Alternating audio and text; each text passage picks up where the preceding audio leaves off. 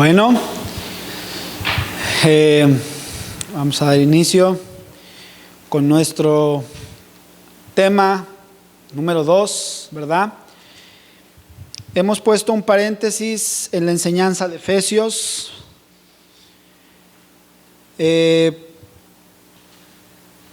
La razón por la cual se ha hecho eso es porque,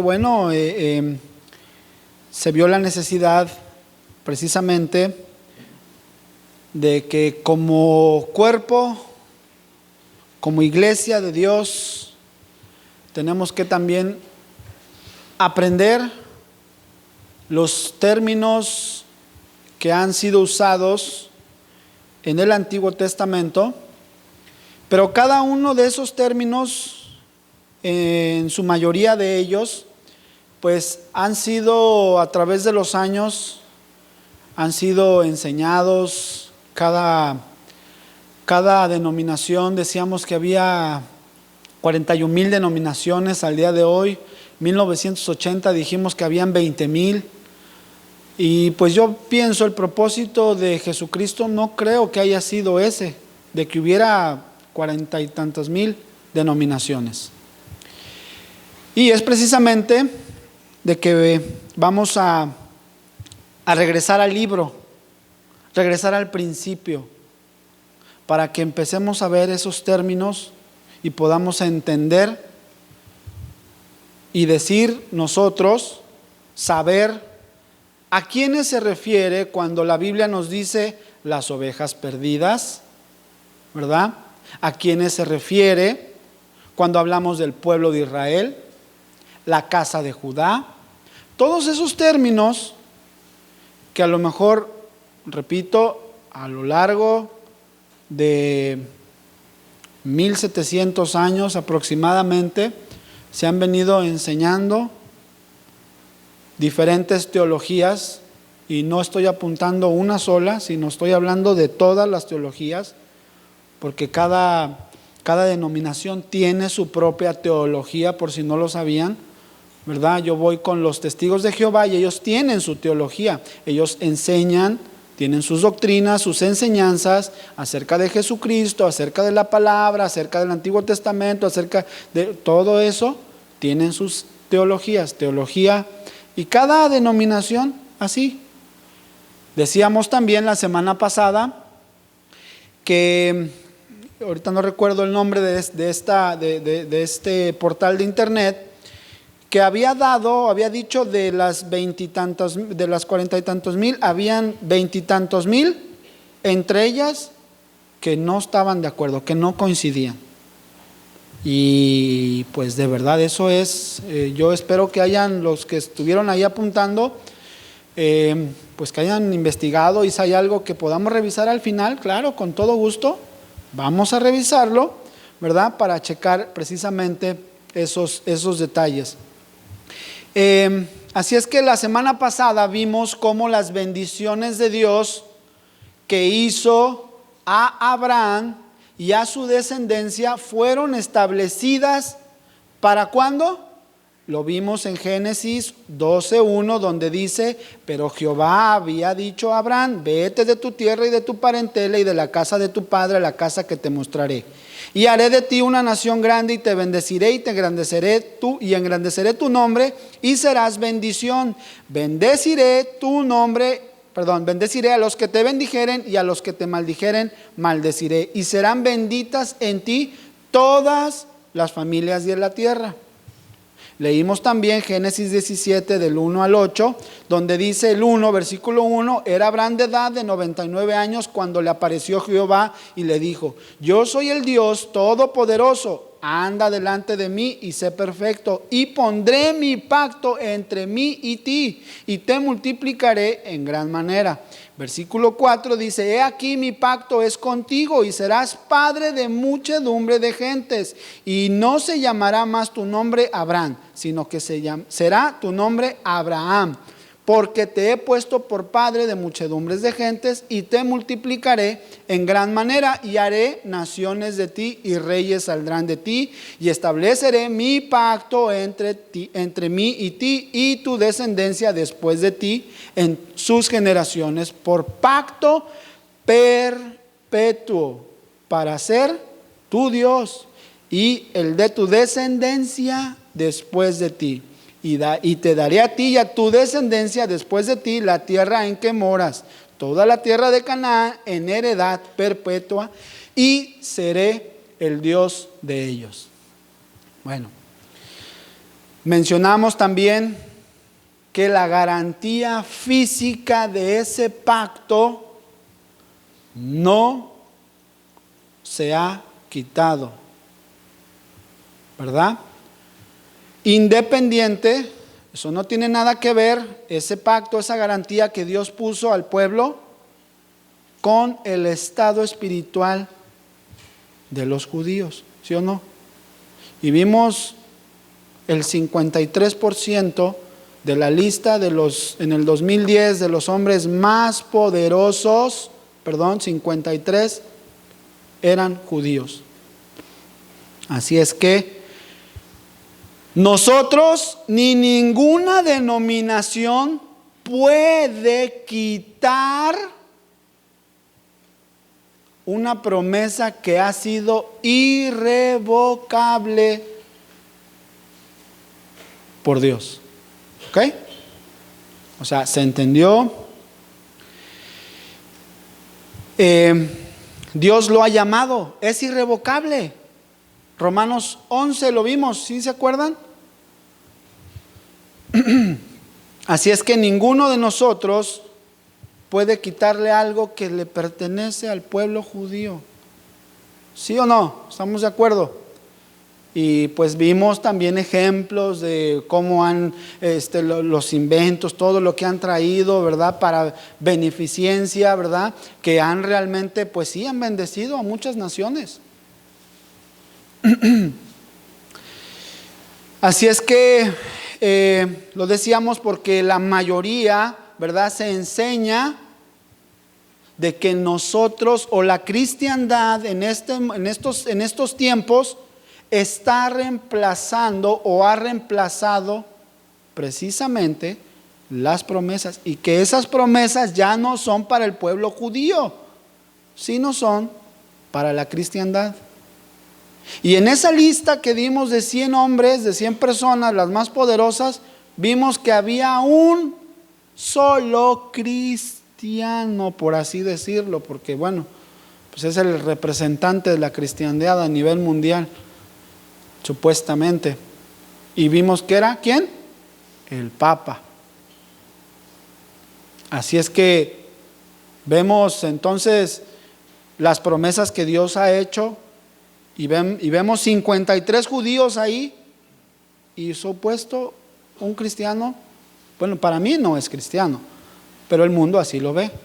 Así es que no podemos nosotros quitarle o llamar unas cosas que son, pero no son. Así es que si se nos ha enseñado, ¿verdad? O si hemos tenido esa enseñanza en mente, bueno, pues creo que es tiempo de analizarlas. Y ya lo hablamos la semana pasada, ¿verdad? Y a lo mejor también tendremos que analizar más de ellas. Porque pues hablábamos también de algunos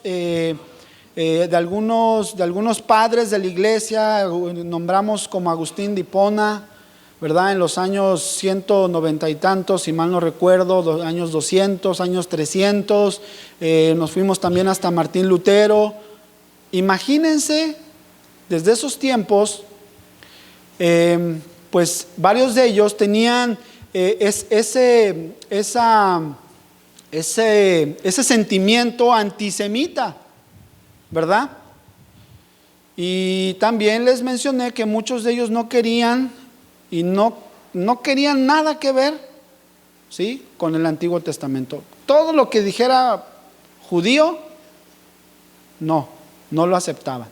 Entonces añadimos todas esas cosas, el antisemitismo, añadimos que también solamente en ese tiempo eran las únicas personas que tenían acceso a una Biblia, porque la Biblia se había cerrado, ¿verdad? Se cerró casi por 1200 años. Imagínense. Y ellos eran los únicos que tenían acceso a una Biblia. ¿Qué tanto no salió en ese tiempo? ¿Qué tanto no salió? Así es que mejor volvamos a la palabra. ¿Qué les parece? Ya recordado lo de la semana pasada, viajemos al tiempo otra vez.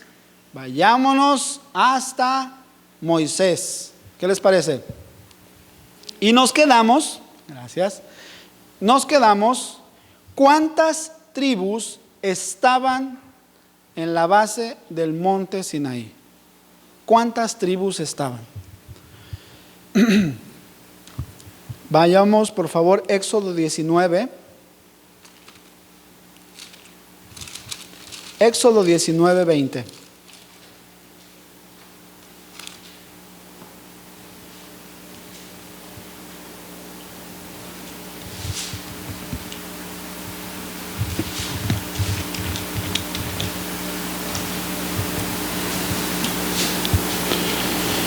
Dice: y descendió Jehová sobre el monte Sinaí, sobre la cumbre del monte. Y llamó Jehová a Moisés a la cumbre del monte, y Moisés subió. Y Jehová dijo a Moisés: desciende, ordena al pueblo que no traspase los límites para ver a Jehová, porque caerá multitud de ellos. Y también que se santifiquen los sacerdotes que se acercan a Jehová, para que Jehová no haga en ellos estrago. Moisés dijo a Jehová: el pueblo no podrá subir al monte Sinaí, porque tú nos has mandado diciendo: señala límites al monte y santifícalo. Ok, bueno, aquí está hablando de un pueblo. ¿Quiénes era ese pueblo? ¿Quiénes eran? Es la primera pista que nos da, ¿no? O sea, tenemos un pueblo. ¿Quiénes formaban ese pueblo? ¿Quiénes formaban? Bueno, era el pueblo de Israel. ¿Sí o no? ¿Sí? ¿Estamos de acuerdo? Ok, cuando salieron, ¿verdad?, de Egipto y van pasando y se van a la tierra prometida, llegan al monte Sinaí. Y bueno, ahí está el pueblo. Ok, eso es lo que hemos visto. ¿Sí o no? Que es el pueblo de Israel. Es lo que nos hemos aprendido o hemos visto a nuestros propios ojos. Vamos a ver. Vamos a ir desglosando. Fíjense. Sabemos que en el pueblo, más bien el pueblo de Israel, estaba conformado por ¿cuántas tribus? 12 tribus. Para verlo, vayan a Génesis 35, 22 al 25. De hecho, ahí lo menciona. No lo voy a leer todo, pero ahí menciona precisamente a las 12 tribus, los 12 hijos de Jacob. Eran Rubén, Simeón, Leví, Judá, Isaacar, Zabulón, José, Benjamín, Dan, Neftalí, Gad y Aser.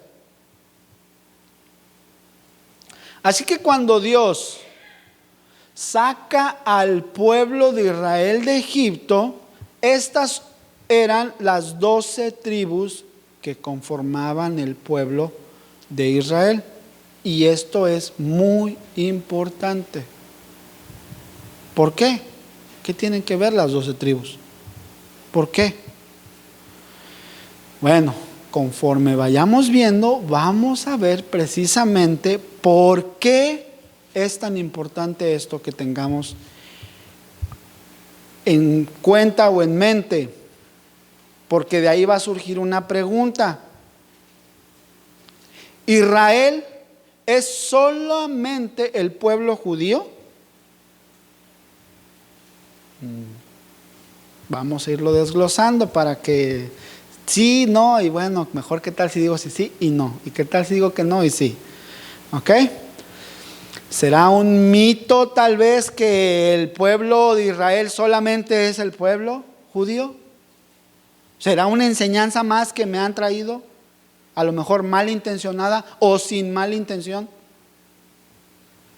Bueno, vamos a dejar que la palabra nos diga por sí sola la respuesta, ¿no? ¿Por qué? Porque si nosotros le preguntamos hacemos más bien esta pregunta a un judío, es muy obvia para ellos, ahorita, en la actualidad. E inclusive para ellos la pueden encontrar ofensiva. ¿Sí?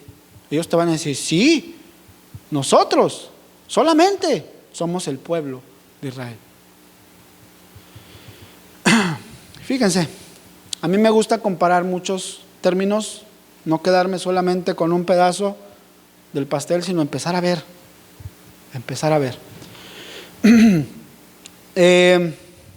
Fíjense, según Wikipedia, o como le quieran decir, el origen de la palabra judío, fíjense, los judíos dicen que ellos son solamente el pueblo judío, el pueblo de Israel, ¿ok?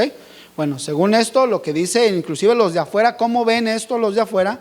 Dicen así: el origen de la palabra judío viene después de la separación del Reino Unido de Israel y de Judá, ¿ok? Eso es lo que dicen. Ahora, en la Biblia encontramos el vocablo judío. Esta palabra en hebreo es la palabra Yehudí. Si están apuntando, si tienen ahí que se sobraron las notitas y los lapiceros, para que ustedes los comprueben, lleguen a su casa y los comprueben. Nuevamente, vuelvo a repetir, en la Biblia el vocablo judío para la palabra hebrea es Yehudí. En su Strong, los que tengan ese libro grandote, ¿verdad?, su concordancia exhaustiva, es el número 3062. Bueno, así es que este término, Yehudí, fue o se utiliza o es utilizado para el reino de Judá o el reino del sur. Lo vamos a ver más a detalle, un poquito más adelante. Por lo tanto, en última instancia se nos ha enseñado que también, o más bien, que judío procede del vocablo hebreo Yehudí, que significa de la tribu de Judá, nada más. ¿Ok? Ahorita están así como que, ¿qué? Pero vamos a ir poquito a poquito, van a ver. Se los estoy ahorita, ese es un entremés para que cuando lo estemos viendo ya desglosado, sepamos lo que les estoy diciendo. Así es que básicamente los judíos vienen del reino del sur. Vamos a ver cómo es que se dividió ese reino, y ahí es donde vamos a entrar a profundidad, ¿sí?, para llegar precisamente a la verdad, porque desafortunadamente, desde que se dividieron el reino del sur con el reino del norte, también se han utilizado terminología que eran dedicados solamente para ellos y la hemos colocado para nosotros. Fíjense. Vamos a ir a través de la historia, desde el Génesis, Éxodo, para desenredar un poco de todo este misterio, o mitos, o enseñanzas, o cosas que a lo mejor pues traen confusión y esto. Vamos a empezar por Abraham, ¿qué les parece? Bueno, cuando pensamos en Abraham, ¿qué pensamos que es? Muchos a lo mejor no saben o piensan que Abraham fue un judío, ¿sí o no? ¿O fue un israelita?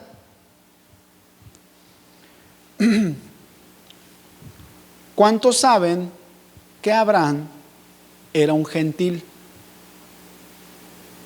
Bueno, el que sabe es porque ha leído, ya ha buscado, ya se ha dado cuenta, ¿verdad? Le ha prestado atención a la palabra. Muchas personas, se los digo porque hay muchas personas que consideran que Abraham es un judío, ¿ok? Pero Abraham no es judío, ni siquiera israelita. Dijimos que judío, ¿verdad?, se le atribuye a los que eran del reino dividido o de la tribu de Judá, ¿ok? Vayamos a Génesis 11, por favor, 31. Vamos a ver cómo es que Abraham, o qué era.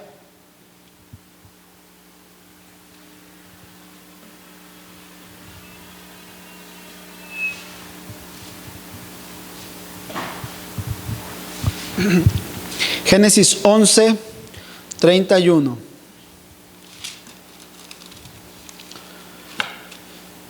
¿Lo tenemos? Que lo tenga, diga amén. Están dormidos, yo creo. Amén. Ya por ahí como que medio se despertaron.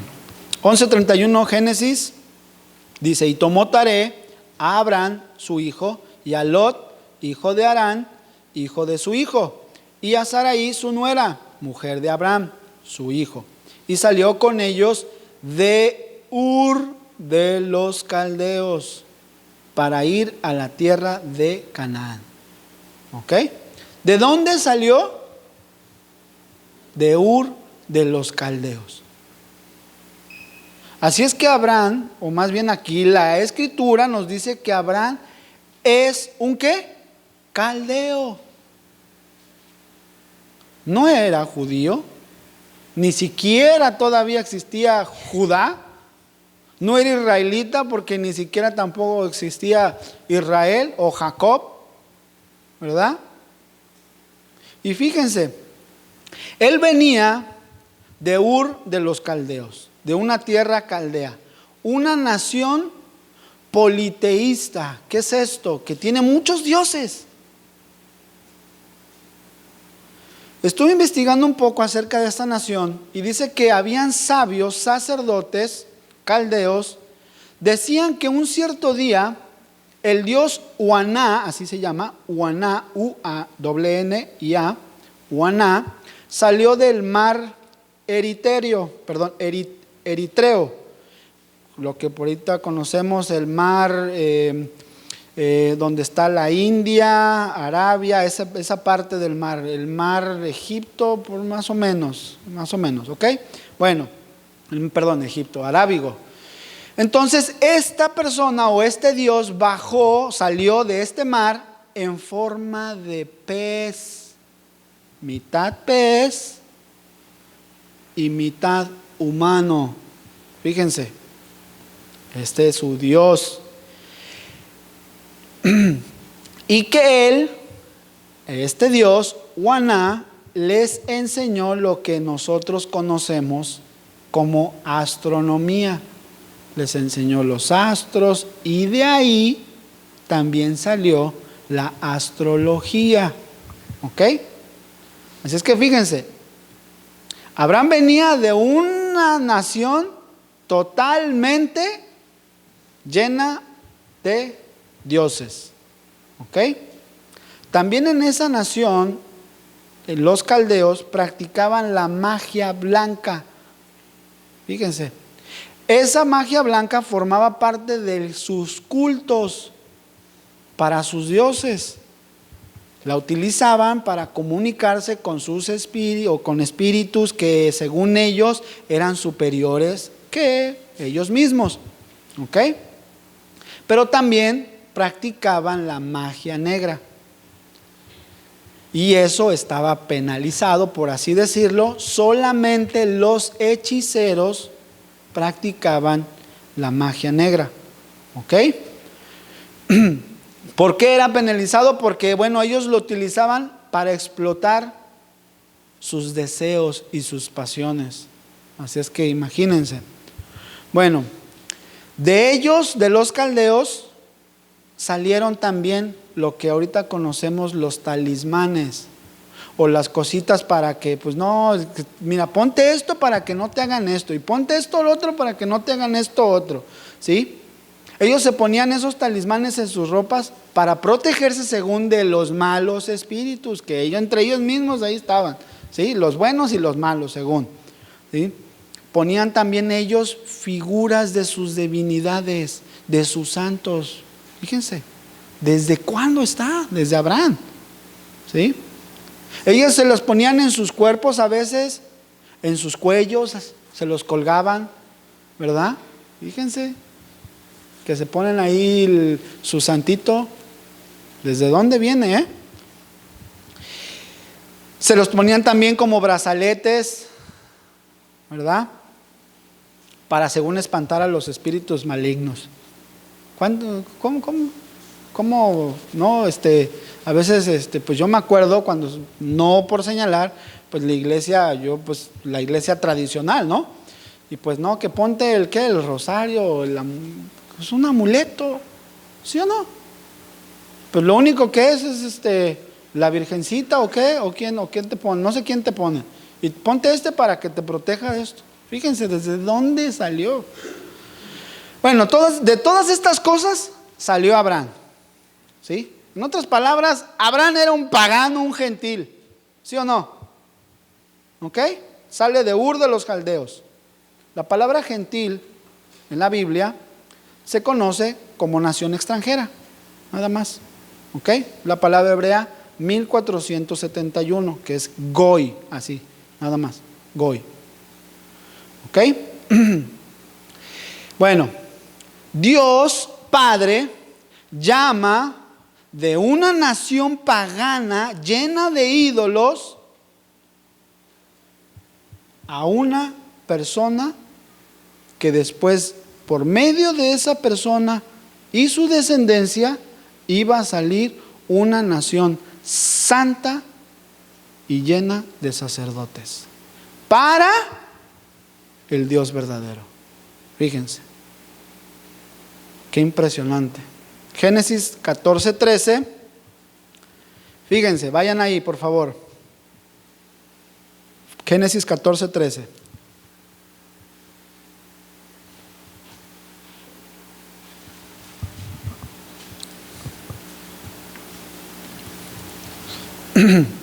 Aquí vamos a responder la palabra de dónde viene la palabra hebreo. ¿Alguien sabe de dónde viene hebreo? Pues los que ya les dije, pues ya saben. Los que no, bueno, pues ahorita les vamos a ver. Génesis 14:13 dice ahí: y vino uno de los que se escaparon y lo anunció a Abraham. ¿Qué dice? ¿El qué? No los escucho. ¿El qué? El hebreo. Si ustedes tienen un programa donde puedan empezar la búsqueda de la palabra hebreo y ver desde qué versículo se menciona por primera vez la palabra hebreo, les va a dar ¿sí? Este versículo. Aquí es la primera vez cuando se menciona la palabra hebreo. Así es que bueno, salió uno y le dijo a Abraham, ¿sí? El hebreo. La palabra hebreo, en el hebreo, es la palabra ibrí. Número del Strong 5680, que tiene su raíz con una palabra que es heber. La otra palabra hebrea o el otro vocablo, 5677 en el Strong, que significa región más allá. Fíjense, región más allá. ¿De qué región era Abraham? De Ur de los Caldeos, donde ahorita podríamos decir que es Irán. Y la tierra de Canaán estaba, ahorita que se conoce como Israel. Fíjense, un tramo muy largo.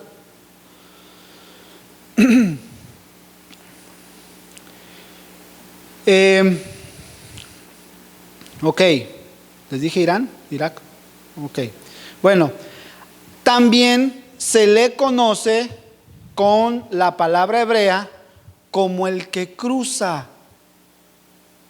El que cruza. Así es que la persona que fue corriendo y le avisó dice: ahí está Abraham, el cruzado, el que cruzó, el que viene de otra región. Eso es lo que está diciendo. Ese es el término que nos da la palabra de Dios, ¿sí?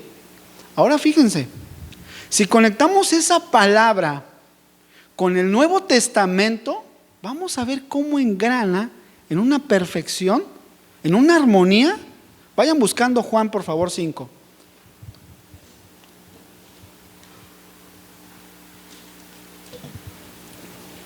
Juan 5,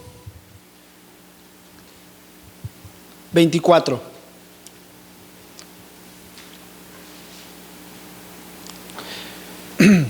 Lo tenemos. Dice ahí, hablando nuestro Señor Jesús: de cierto os digo, el que oye mi palabra y cree al que me envió, tiene vida eterna y no vendrá a condenación, mas ha pasado de muerte a vida. Ha pasado. ¿Qué hizo Abraham? Pasó, cruzó de muerte a vida. Una tierra llena de paganos, una tierra llena de ídolos, de dioses, a la tierra prometida. ¿Sí o no?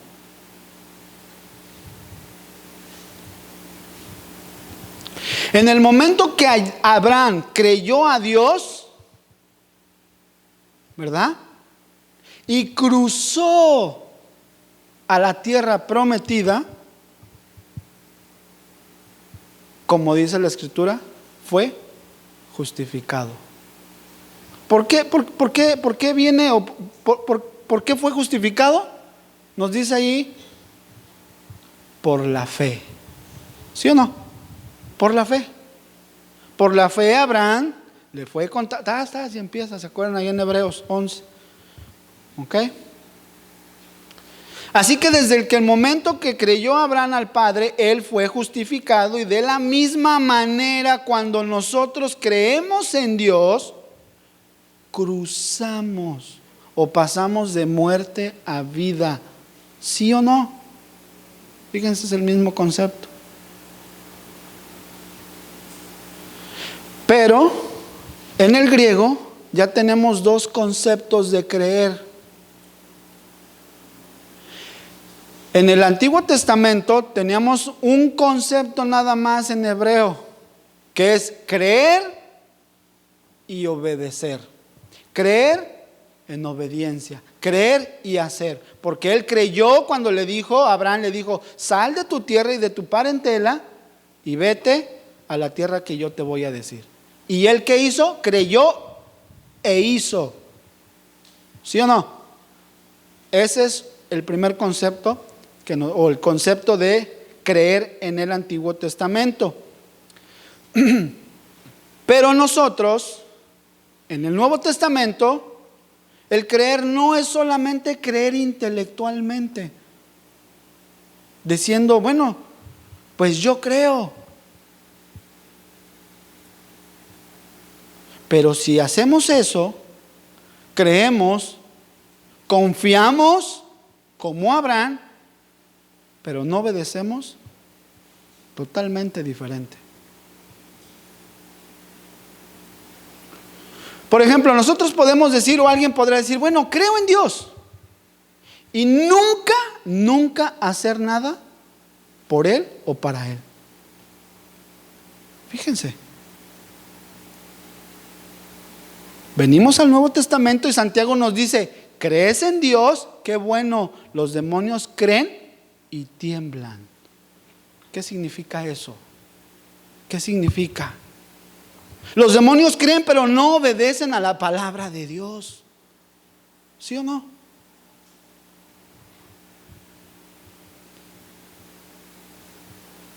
Así es que el mejor concepto que podemos tener para nosotros cruzar es creer como Abraham. Por eso dice, como Abraham, como todos los de la fe, los padres de la fe. En Hebreos nos dice, todos ellos, nos dice, una gran nube de testigos tenemos. Creyeron e hicieron. Ninguno de ellos se quedó así como, bueno, yo creo, pues yo creo. Y nos quedamos sin hacer nada.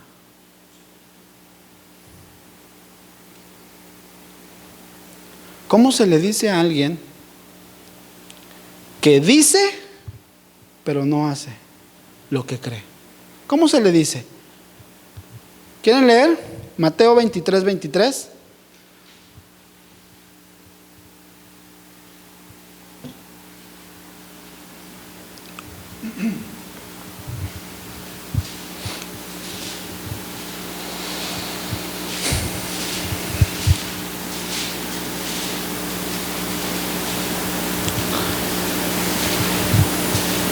Dice: ay de vosotros, escribas y fariseos, hipócritas,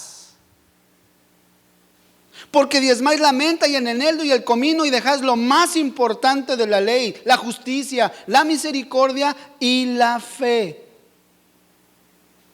Esto era necesario hacer sin dejar de hacer aquello. ¿A quién se los dijo? A los que creían en Dios. Ellos, los fariseos, los escribas, tenían y sabían el concepto del Antiguo Testamento de creer, pero no lo hacían. ¿Y qué les dijo? Hipócritas.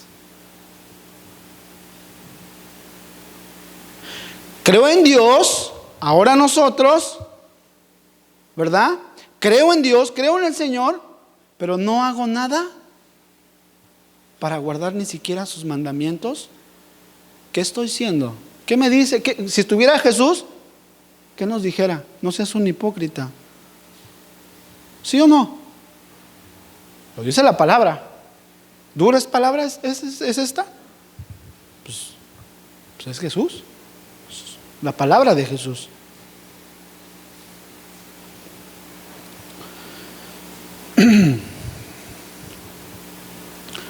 ¿Tomamos como Dios lo dice o como los hombres nos lo han enseñado? Como Dios lo dice, mejor, ¿no? ¿Ok? Por eso cuando nosotros éramos unos paganos, unos gentiles, adorando a todas las otras cosas, a dioses, a todos los ídolos, ¿verdad? Y se nos presenta el Evangelio y nos hablan de una tierra prometida. ¿Qué hicimos? Creímos. Sí. ¿Qué es lo que nos salva? ¿La justicia? ¿La fe? La gracia de Dios. Porque por gracia sois salvos. No nada más es creer. ¿Ok? El concepto que a lo mejor se nos ha enseñado en el Nuevo Testamento no es el mismo concepto que se enseñó en el Antiguo Testamento. Creo y obedezco, creo y hago, creo y actúo, porque si no, estoy siendo un hipócrita. ¿Sí o no? Entonces, si yo creo en el Señor, ¿qué estoy haciendo? Cruzo de muerte a vida.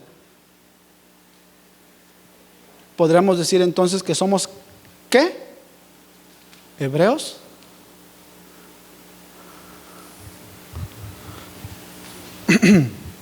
Hablando analógicamente. ¿Sí o no? En otras palabras es lo que le dijeron. Para ellos, para los hebreos, si ahorita a un judío que sabe de esto, que conoce, porque no todos los judíos saben su misma historia, tristemente. Bueno, si a un judío que conoce su historia y le dice uno hebreo, se va a incomodar, porque eso lo utilizaban. Ahí vienen, como ahorita, por ejemplo, en Estados Unidos, ¿no? Cuando ahí vienen los mojados, ahí vienen los cruzados, ¿verdad? Así, de una forma despectiva. Y si alguno de nosotros le dice a algún judío así, se va a decir, oye, pues mira, respeta, ¿no? ¿Ok? Al ungido te va a decir, bueno, no. Así es que nos dice entonces que Abraham era un cruzado, era un hebreo. Y esto fue antes de que dijéramos que habían bautistas, pentecostales, que hubieran todas estas 41,000 denominaciones. Él era un hebreo. ¿Sí o no? Abraham dijo, yo soy un cruzado. Ok, bueno, nos vamos otra vez a la línea del tiempo y estamos en Abraham. Luego viene Isaac, otro hebreo, porque ya la nación de él, ¿verdad? Se le seguía conociendo como los cruzados. Llega Isaac, llega Jacob, ¿verdad? ¿Se acuerdan cuando va Jacob en camino vámonos otra vez hasta el tiempo ya de Abraham, ya pasó Isaac y viene ya Jacob, cuando él iba a regresar precisamente a la tierra donde Dios le había dicho que regresara, pero él, se iba a encontrar con su hermano Esaú, ¿ok? Bueno, y si recordamos, vayan buscando Génesis 27, por favor.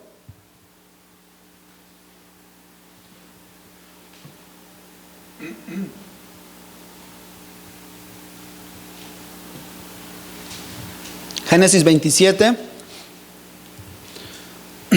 ¿Qué había dicho Esaú cuando muriera su padre Isaac? Génesis 27, 41. Lo tenemos. Dice ahí: y aborreció Esaú a Jacob por la bendición con que su padre le había bendecido, y dijo en su corazón: llegarán los días del luto de mi padre, y yo mataré a mi hermano Jacob. Fíjense. Y fueron dichas a Rebeca las palabras de Esaú, su hijo mayor, de Esaú, su hijo mayor, y ella envió y llamó a Jacob, su hijo menor, y le dijo: he aquí, Esaú tu hermano se consuela acerca de ti con la idea de matarte. Fíjense. ¿Ok? Bueno, entonces regresemos a la escena donde estaba Jacob antes de cruzar ese río, ¿verdad? También porque pues era siempre de que se iban y regresaban, se iban y regresaban. Bueno, entonces él está ahí antes de cruzar, ¿verdad? Pero él dice que estaba muerto de miedo, o bueno, tenía temor, ¿ok? Para no hacernos ideas. Después de que habían pasado unos 20 y tantos años de que su padre murió y de lo que había dicho su hermano Esaú, bueno, él dice tenía que regresar, pero él tenía miedo de regresar, ¿sí? Porque él sabía, él tenía presentes esas palabras de que le había dicho su madre: no, pues hasta matarte, te va a matar, ¿ok? Entonces, antes de que él llegara y cruzara también el río, manda unos campamentos, manda primero regalos y manda. Bueno, la cosa es que llega una noche antes de cruzar y se queda solamente con su familia, repito, antes de cruzar, y cuando ya estaba ahí esa última noche para cruzar, manda a su familia completa, su familia, y se queda solo. Les dijo: vayan. Dice, fíjense, se queda él solo, ¿ok? Ahí es donde Dios, nuestro Señor, ¿verdad?, se aparece en forma de ángel y viene esa lucha que tiene Jacob con el ángel de Jehová. Dice que estaban luchando toda la noche, ¿sí o no? ¿Sí se acuerdan? Bueno, Dios o el ángel le toca el muslo, se lo descoyunta. ¿Por qué? ¿Para qué hace esto? ¿Qué simbología tiene? Vayamos ahí mismo, Génesis 24.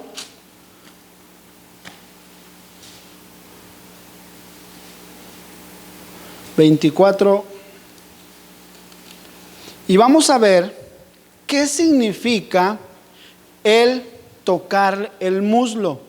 ¿Qué es lo que significaba? ¿Para qué lo hacían? 24:1. Fíjense. Génesis 24:1 dice: era Abraham ya viejo y bien avanzado de años. ¿Ok? Y Jehová había bendecido a Abraham en todo. Y dijo Abraham a un criado suyo, el más viejo de su casa, que era el que gobernaba en todo lo que tenía, le dijo a él, fíjense: pon ahora tu mano debajo de mi muslo, y te juramentaré por Jehová, Dios de los cielos y Dios de la tierra, que no tomarás para mí hijo, mujer de las hijas de los cananeos, entre los cuales yo habito, sino que irás a mi tierra y a mi parentela y tomarás mujer para mi hijo Isaac. Bueno, ok. Abraham le dijo a su criado o a su mayordomo, y le dice: ven, pon tu mano bajo mi muslo. Esa era una señal con un pacto para darle autoridad. ¿Ok? Eso es lo que está haciendo, eso es lo que se representa. Ahora, cuando vemos que el ángel lucha toda la noche con Jacob, vemos que no solo le toca el muslo a Jacob, sino se lo toca hasta que se lo descoyunta, hasta que se lo desloca. ¿Por qué? ¿Por qué pasó eso? Bueno, a lo mejor se han levantado enseñanzas. Ok, bueno, no pasa nada. ¿Qué es lo que está diciendo? ¿Qué es lo que le está diciendo el ángel a Jacob? Dice: Jacob, eres una pésima autoridad. ¿A quién se le ocurre como autoridad mandar a toda su familia, todas sus cosas, pasar del otro lado y quedarte tú de este lado? Por miedo. ¿Qué autoridad es esa? Imagínense que venga la persecución y yo les diga a todos: allá, váyanse todos, y yo acá por allá. Fíjense, ¿qué autoridad es esa? Díganme ustedes, ¿verdad que no? Por eso es que el ángel le dice y le descoyunta el muslo, se lo disloca, para decirle: oye, Jacob, tu autoridad, estás perdido. Y es por eso que le cambia, inclusive Jacob ni siquiera se está dando cuenta qué está pasando, le cambia a Dios el nombre a Jacob. ¿Sí o no?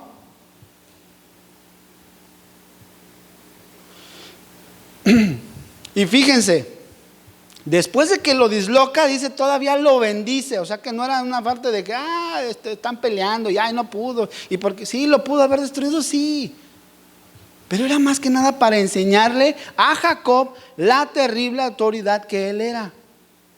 Nada más. ¿Ok? Así que entonces él le da un nuevo nombre a Jacob. Y aquí es donde entra un nuevo propósito, una nueva misión para Jacob. Porque ¿qué significa Jacob? ¿Alguien sabe? Sí, muchos saben. El tranza, ¿sí o no? El tranza, ese fue el que no, si no tranzas no avanzas, así dijo, ¿no? Bueno, era el tramposo, pues. ¿Ok? Así es que entonces, fíjense, Dios le dice: no, ya no te vas a llamar Jacob, sino te vas a llamar Israel. ¿Qué significa Israel? El que lucha con Dios. Fíjense, y esto para nosotros también tiene un principio. Si luchamos con Dios, si luchamos con Dios, ¿qué va a pasar? Reinaremos con Dios. No luchar contra Él, luchar con Él. Todas esas cosas que, Señor, necesito de ti, necesito de tu amor, necesito de tu paciencia, y de aquí no me voy a parar hasta que me lo des. Enséñame. Fíjense, ¿ok? Bueno, regresamos nuevamente ahí, ¿ok? Entonces, bueno, estaban en la tierra de Canaán. Los israelitas, le cambió el nombre a Israel. Después Jacob tuvo 12 hijos, ¿verdad? Dijimos, San, Neftalí, todos ellos, ¿ok? Entonces, bueno, regresemos otra vez al tiempo, ¿ok?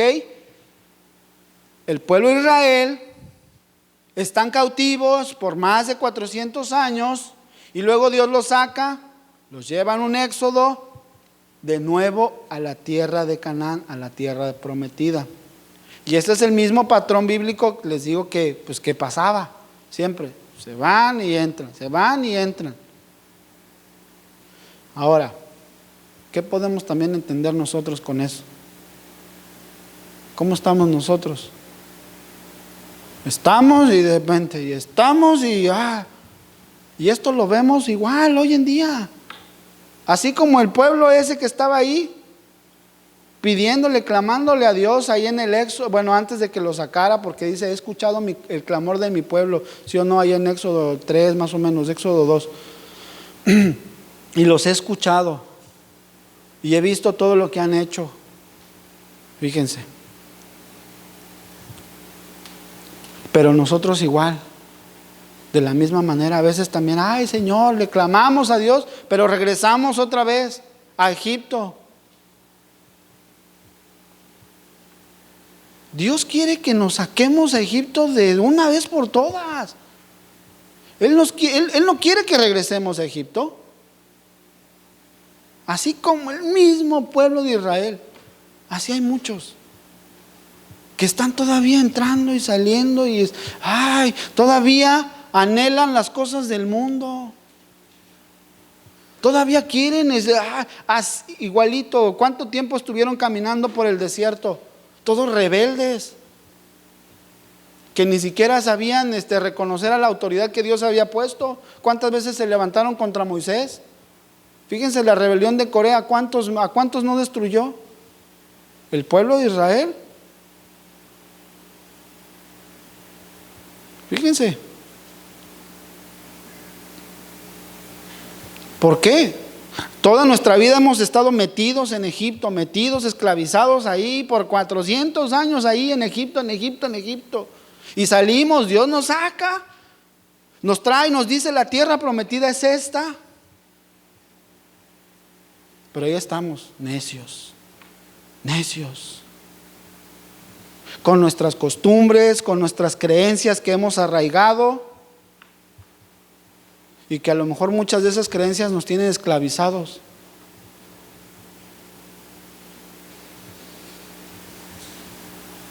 Así como también ellos no querían dejar el estilo de vida que ellos tenían, ¿sí o no se acuerdan?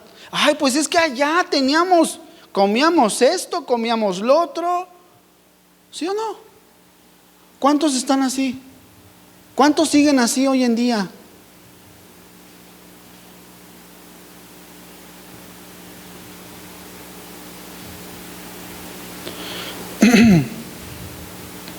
¿Cuántos todavía inclusive prefieren quedarse con ese pedacito de Egipto? ¿Cuántos todavía dicen, bueno, sí, pero... y regresan a Egipto, no dejan su Egipto?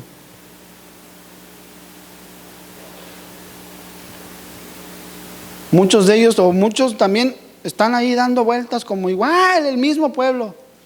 Vueltas y vueltas en el desierto, por lo mismo, porque son chismosos, porque no respetan a la autoridad, porque hay discordias, porque hay esto, porque el otro, porque...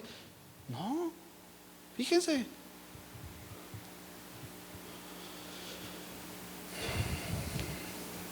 Bueno, Dios nos quiere sacar